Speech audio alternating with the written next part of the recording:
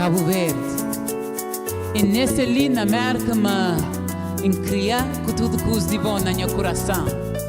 Em criar com desejo para o diabo dia. Para chegar na boa dia.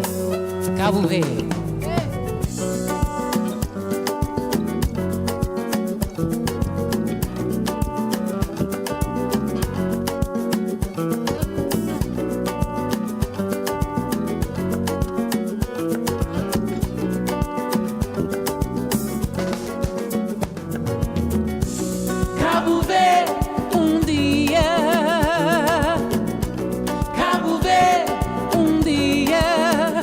Chega na boca, Cabo Verde, dia. Cabo Verde, dia. Entre espia na boca, Cabo Verde, é boca está na minha alma. Cabo Verde, é boca está na minha sangue. Em criar com tudo amor de boa na minha coração. Em criar com desejo para o diabo. Cabo Verde, dia. Cabo Verde, dia. Entre chega na boca. Cabo Verde, dia. Cabo Verde, dia. Entre espia na boca. Santantão, boé ilha de minha mãe. Já brava, boé ilha de minha pai. Me sigo na Mac. Conchego, com pena Deus ora pampai também. Cabo Verde, dia. Cabo Verde, dia. Entre chega na boca. Cabo Verde, dia. Cabo Verde, dia. Entre espia na boca.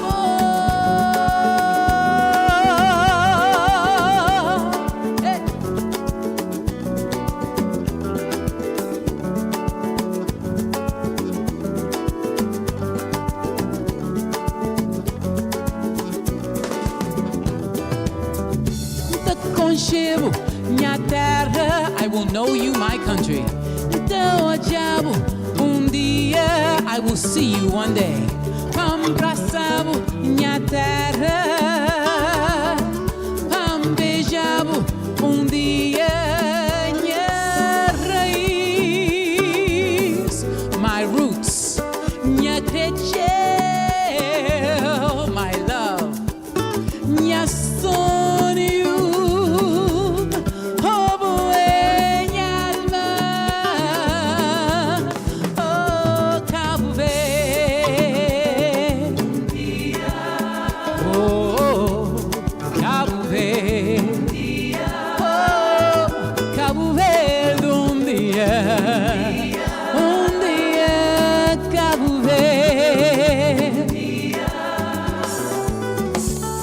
Conchego, teu diabo, abraçavo, teu conchego, teu diabo, abraçavo, beijavo, Cabo Verde.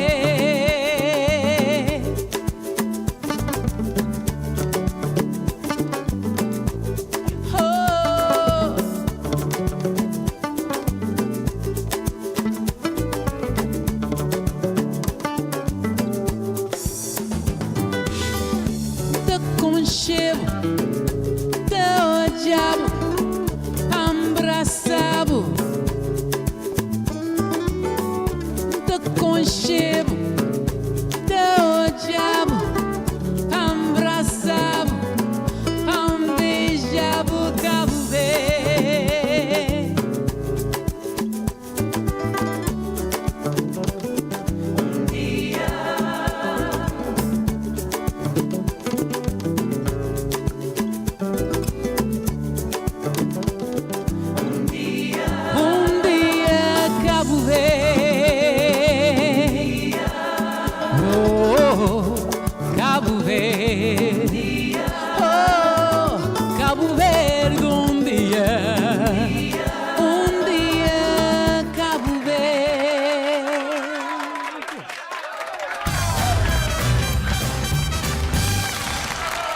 Caros amigos, acabaram de ver a talentosa artista Candida Rose, é a nossa convidada esta noite, mas antes de mais, mencionar que o refrigerante oficial da Hora Quente é quima de maracujá, sabor dos Açores, no seu mercado favorito e agora em lata pela primeira vez nos Estados Unidos. Prove que é uma delícia, sabor natural de maracujá, é para todas as idades. Quima de maracujá, também lo Abreu, importado pela J. Muniz. E é com imenso prazer que temos em estúdio esta grande cantora, compositora da comunidade cabo-verdiana aqui nos Estados Unidos. Ela até criou um novo estilo, KabuJazz, que é a sua especialidade. Senhoras e senhores, Candida Rose. Candida, thank you very much for being on our program tonight. Thank you for having me here. Such a pleasure. I've known your talent for so many years, but I go through periods of amnesia. So you were not here sooner because of that certain period of amnesia. But thank you so much for coming by. You have essentially created a subculture of Cape Verdean music that not many people perform. You're an innovator in that sense. KabuJazz. How did this all come about? How did that all come about? Well, I can't say that it's a new form. I mean, there are people like Luis Moraes, who's been who's doing jazzy forms of Cape Verdean music. Tita Paris. So I can't say it's a new thing, but I think because I'm a jazz vocalist and I went to school for jazz studies, I started to combine the sort of the Cape Verdean, my Cape Verdean rooted music with the jazz stuff, particularly when I rediscovered Horace Silver, because I was working on an ensemble, a jazz ensemble, and I was looking through a real book, looking for songs to do. And all of a sudden I came across Cape Verdean blues, and it kind of struck me like, what's a Cape Verdean blues doing in this jazz? I don't know. It was 2000. It was 2000, and so it kind of threw me for a minute. And I knew the name, but didn't know as much as maybe I should have at the time. And so I actually asked a friend of mine to play the melody for me on horn, and absolutely was like, okay, this is, that there's Cape Verdean influence in this song. So that kind of started my desire to sort of mix my world music with jazz, because I knew that Horace Silver had done it, and then started learning more about other folks who were doing it as well. And so just adding, I guess we'll talk about my CD a little bit, because we had talked about it a long time ago, but we'll talk about it again. It's 13 years old now. Wow. But so there's a couple of different songs on there that mix sort of the jazz traditional kind of things with Cape Verdean stuff. Like there's Afro Blue, which is, most people, if they follow jazz, know that that's a jazz song. But it was written by Mango Santa Maria.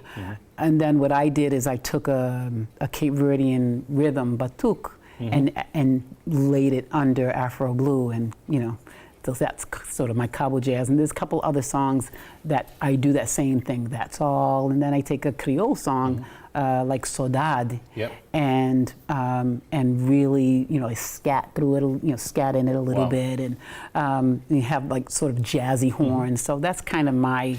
What's amazing about the way you do it is it works. There's been so many other experiences where you try to create some sort of fusion. I know the Portuguese have done it with fado and trying to mesh it with other styles of music, and it just doesn't work. But it works so well the way you do it. The jazz and the Cape Verdean influence, it's just amazing. So congratulations on that. Thank you. Because it's one of those hit or miss, but it definitely works. Let's go back. You're born and raised in New Bedford, correct? Yes.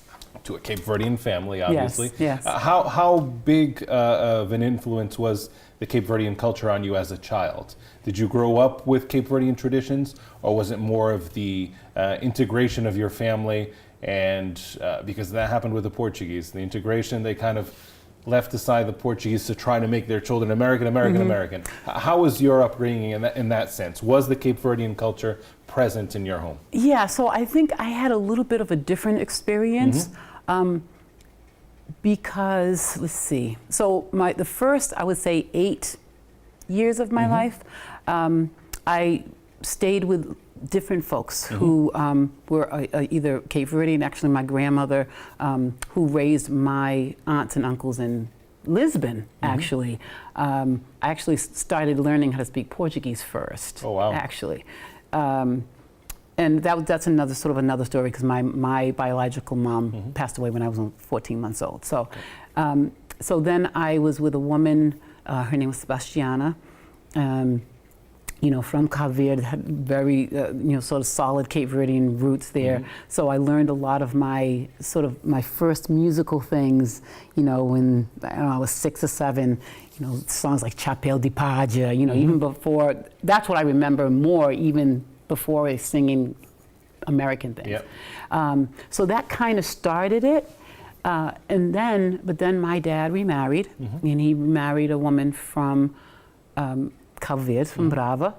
And by the time she got here, I was 9. And I was the one, and because I already had some what's the word I'm looking for?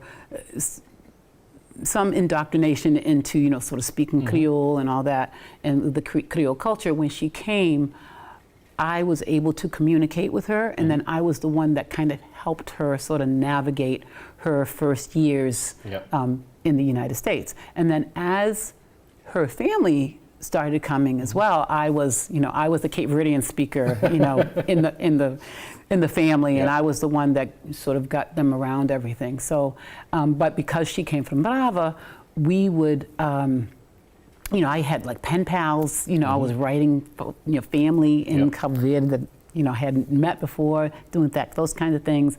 We took part in sending clothing and food and things to Cape Verde. So I would say that I had the opportunity to really get, as he was saying, fincado na cultura, right? Like really got to grasp onto the culture of Creole. I mean, I ate the cachupa, manchupa, whatever you want to call it, cachupa, manchupa. I ate it. Jagacida, all those. I mean, I remember my stepmother making, what I'm not sure what it's called these days, but summer jag, where it had the squash, the barbara and the kale and all of those kinds of things. She made some really great food. So I would say that I had the experience of really growing up in the culture. And they used to take me to Cape Verdean dances, which again is where sort of my love, I think, for Cape Verdean music sort of got rooted, even though growing up in American culture, and R&B was sort of the musical, my musical experience. I still had sort of that sort of Cape Verdean sort of music sort of rooted in me. That's part of you. I think it's yes, in the blood. It's in the blood for sure. For You can try to run from it, but it's not going anywhere. Yeah. When did your passion for jazz begin? Around what age do you think that jazz started to really ignite something in you? So I would have to say that it wasn't until I'm going to say mid-20s, early 30s, that I started really getting into more of the jazzier music. And I think that was because my voice lent itself more to jazz than just like sort of pop kind of things. At the time, so we're talking 80s, there's the people like, Whitney Houston and Mariah Carey that are coming around, and they have these high, beautiful, high voices, and I didn't have that. And the other thing is when I was singing sort of R&B type of things, which I did, I was in different bands and things, I felt like people wanted me to sound like the record. And because I didn't sound like the record, I felt like maybe that wasn't my fit.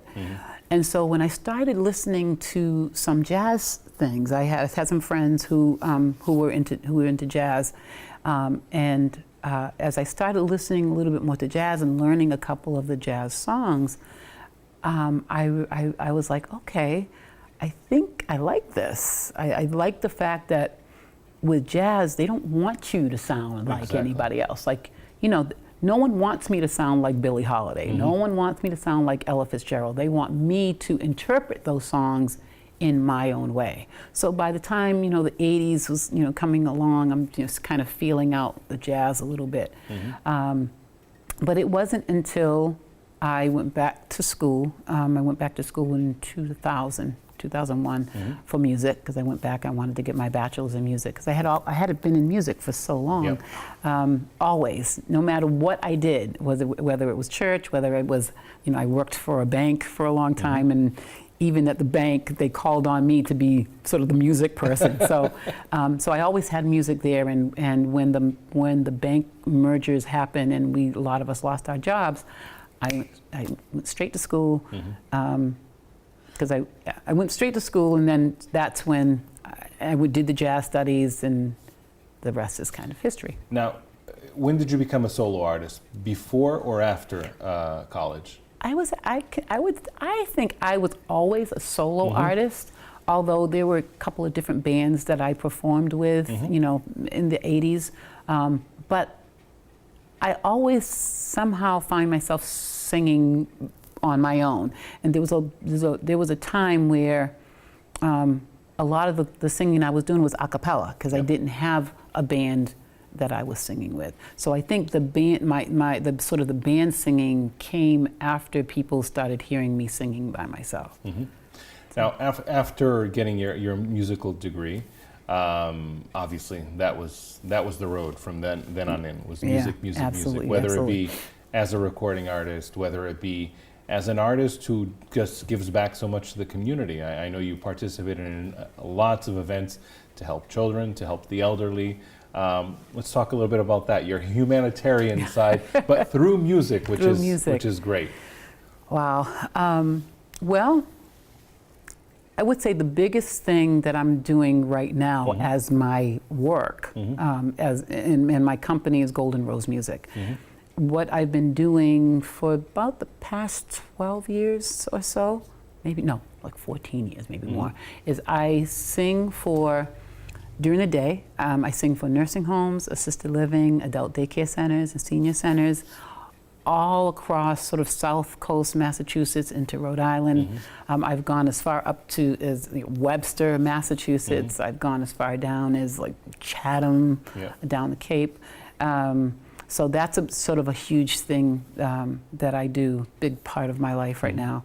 And that's great, because you just bring so much happiness to people that sometimes feel lonely, and that little bit of music, or a lot of music, depends how long you perform, it really brings happiness to their day, and that must give you a sense of fulfillment. No? Absolutely. I wouldn't have it any other way. I mean, I sing, I tell everybody, I sing everything. You know, a lot of people know me either as a gospel vocalist, or they'll know me as a Cape Verdean vocalist, or they know me as an R&B vocalist. But really, I sing. I'm just a vocalist. I sing whatever I can, whenever I can. And I tell everybody, I sing everything from Patsy Cline to Elvis Presley to Stevie Wonder, sometimes all on the same set. So, you know, usually my sets are usually an hour long. Sometimes it could be an hour and a half, depending on if they're doing something special or whatever. But yeah, they're usually about an hour. So I go in every day. So I do at least one a day, every day, sometimes two. So there are some busy seasons, busy sections of the year that I do like 3 a day sometimes. Wow. Yeah. That's quite demanding. Yeah, and I do some on weekends. I may do some on weekends. I try not to do weekends too much, but you know, I get booked up really quickly for my afternoons, and so there are lots of places where they can only do. There's like a time slot between 1 and 4. Okay. And that time slot gets booked up really, really quickly. So then I either try to do the morning or the evening, and lots of places can't do that. So I'll open up maybe a Saturday or a Sunday if I need to. You're also a musical educator, so and you've taught music to children, right? Yes. Through the school system or through private private lessons? How did that work? Well, I wouldn't say necessarily the school system, although, no, I take that back. I did teach choir at the Nativity Prep boys' school, so I guess that's part of the school system. I would think so. Yeah, so yeah, I think so. Yeah, that's part of the school system. So I did. So I had a couple of different stints there, sort of in the early 2000s, and then again in the 20-teens. I don't know. So I did that. I had a choir that I taught at the YMCA. Was a mainly girls' choir. And I've done private lessons also, teaching voice and also teaching sort of beginning music lessons. Like, I don't call myself a piano player. My instrument is my voice, but I do know enough to teach someone how to get through the beginnings of the sort of the basics of music, and then I kind of send them on to someone else who can teach them more. Absolutely. Absolutely. Yeah. We're going to take a break. We'll be back. We're going to talk a little bit about the different places you've performed. You've performed all over the U.S. Also, a performance in Cape Verde, I believe. That was very special to you. We'll talk about that. Senhoras e senhores, Candida Rose é a nossa convidada esta noite, uma excelente artista, com fusão de jazz e música tradicional cabo-verdiana, gospel, R&B, um pouco de tudo isto. E ela está connosco esta noite para contar a sua história. Voltaremos com mais para si. Fique connosco.